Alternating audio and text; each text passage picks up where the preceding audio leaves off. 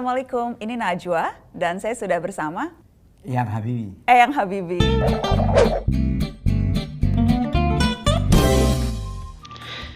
Bismillahirrahmanirrahim. Assalamualaikum warahmatullahi wabarakatuh. Baik teman-teman sekalian, sebagaimana yang telah teman-teman lihat di awal video tadi, saya sudah memperkenalkan diri, nama, jurusan, serta nomor induk mahasiswa. Dan sekarang saya akan menganalisis mengenai Najwa Shihab bersama Eyang Habibie, dan akan saya analisis dalam perspektif teori komunikasi interpersonal. Selamat menyaksikan. Juga pertanyaan yang masuk banyak sekali soal cinta. Yang ini pertanyaan dari pembaca IDN Times. Malam Mbak Nana dan malam Pak Habibie, saya mau tanya, lebih bagus nikah dulu atau mapan dulu sebelum nikah? Kalau nikah dulu nanti kan agak susah kalau belum cukup mapan. Nanti malah bisa-bisa sering cekcok gara-gara kebutuhan kurang tercukupi. Nah kalau mapan dulu kan biar bisa mapan kita harus kerja keras dan itu bukan waktu yang sebentar. Malah bisa agak tua baru mapan. Tolong kasih saran saya ya Mbak Nana dan Pak Habibie. Eyang, mapan dulu atau nikah dulu? Pokoknya kalau nikah ketemu jodohnya, gak punya apa-apa pun gak punya soal. Kita menjadi mapan, bekerja sama, transparansi antara suami dan istri. Seperti yang teman-teman dengar dan langsung lihat tadi, bahwa banyak pertanyaan-pertanyaan yang ditanyakan oleh netizen kepada Eyang Habibie dan dipaparkan oleh Najwa Shihab. Maka ini menunjukkan adanya teori open self, di mana Eyang Habibie membuka diri bagi yang siapapun ingin bertanya dan langsung dijawab oleh beliau. Sama. Saya alami sendiri waktu saya ketemu Ainun, hanya berapa saat aja terus saya mau Lamar. wah, saya baru ketemu terus beberapa jam kemudian saya gimana kamu punya kawan nggak itu sana, tanya toh. Saya tanya demikian karena mau tahu kalau dia punya kawan sudah itu ya oke. Kawan maksudnya pacar ya? Ya jelas. Tadi terdapat teori atribusi, yaitu rasa yang pernah terjadi di masa lalu, di mana dalam cerita tersebut Eyang Habibie mengatakan dan menceritakan masa lalu ia bersama Ainun. Yang orang saya bilang siapa di antara mereka yang dekat dengan kamu?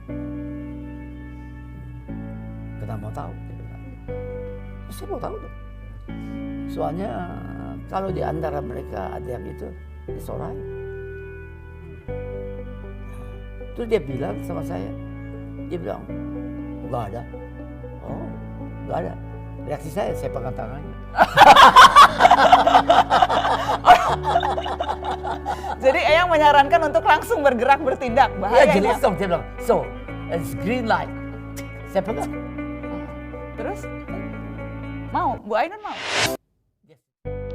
Selain teori atribusi yang menjelaskan tentang rasa yang pernah terjadi di masa lalu, maka dapat kita saksikan bersama bahwa tadi ada teori self-disclosure, curhat, di mana seorang Eyang Habibie menjelaskan kepada Najwa Shihab bagaimana dulu ia kerja kerasnya ketika mendapatkan Ainun, sampai mendapat celaan, hinaan, dan lain sebagainya, sampai-sampai dibandingkan bahwa ia itu anak yang siapa harus tahu sadar diri, sampai Eyang Habibie berkata bahwa kalau memang ia jodoh saya, maka mengapa itu?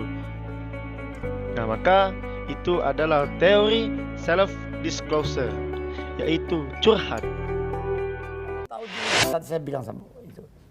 Terus saya jawab, kenapa kamu ribut-ribut sih?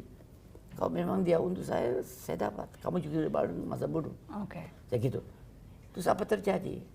Terjadi benar-benar. Saya lamar, diterima. Saya dikasih hadiah dapat cuti 3 bulan. Dalam 3 bulan cuti itu saya ketemu, jatuh cinta, lamar, bertunangan. Nih lamar dulu, baru bertunangan, baru nikah. Baru nikah saya berangkat ke Eropa. Saya nggak punya apa-apa. Coba. Itu berjawab. Saya tidak tanya, hey saya punya apa dulu ya? Bagaimana saya buat berdua? Enggak, nothing. Tapi ada fairness. Saya bilang sama Ainun, Nun, kamu pinter. Saya yakin kamu lebih pinter dari saya. Nah, tanpa kita sadari bahwa di dalam dialog antara Eyang Habibie bersama Nathan Najwa itu ada komunikasi nonverbal yang dipakai atau digunakan oleh Eyang Habibie. Kita lihat sebagai berikut.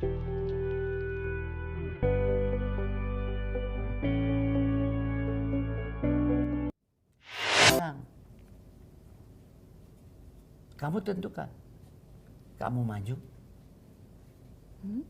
buat karier. Saya tinggal di rumah.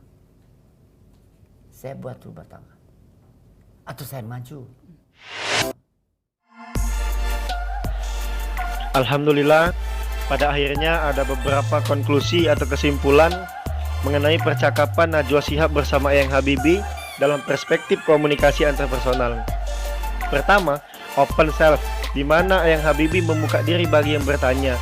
Kedua, yaitu teori atribusi, di mana yaitu rasa yang pernah terjadi di masa lalu. Banyak yang diceritakan langsung oleh Eyang Habibie, bagaimana masa lalunya ketika ingin mendapatkan Ibu Ainun sampai dia dihina, dicela segala macam. Ketiga, teori kebutuhan afeksi, menimbulkan kasih sayang dari apa yang telah diceritakan oleh Eyang Habibie tadi. Keempat, self disclosure, yaitu curhat, bagaimana seorang Habibie bercerita betapa beratnya tantangan rintangan ia ketika ia masih muda, ketika ia suka dengan Ainun, sampai bagaimana cara ia mendapatkan, sampai ia berkata kepada temannya, kalau memang Ainun adalah jodoh saya, lantas mengapa, dan sebagainya. Ada komunikasi nonverbal dari yang kita lihat tadi, ada beberapa gaya khas dari komunikasi nonverbal yang digunakan oleh Eyang Habibie ketika menjawab dari pertanyaan Najwa Shihab. Yang terakhir adalah confident, di mana Eyang Habibie percaya diri dalam menjawab segala hal yang ditanyakan baik oleh netizen dan Najwa Shihab. Karena tanpa percaya diri, saya rasa dari seluruh teori KAP itu tidak akan pernah terjadi. Dan yang open self tadi, terima kasih. Apabila ada salah-salah penyampaian kata ataupun teori dari yang telah saya analisis, saya mohon maaf karena kekurangan hanyalah milik saya dan kesempurnaan hanyalah milik Allah Subhanahu wa taala. Dan yang tak lupa saya ucapkan terima kasih kepada dosen pengampu Ibu Dr. Vivi Asmawati MSc yang telah banyak membimbing dan memberikan arahan terhadap saya dalam menyelesaikan tugas ujian akhir semester mengenai analisis teori KAP dalam banyak wawancara-wawancara. Terima kasih. Billahi fisabilil haq fastabiqul khairat. Assalamualaikum warahmatullahi wabarakatuh.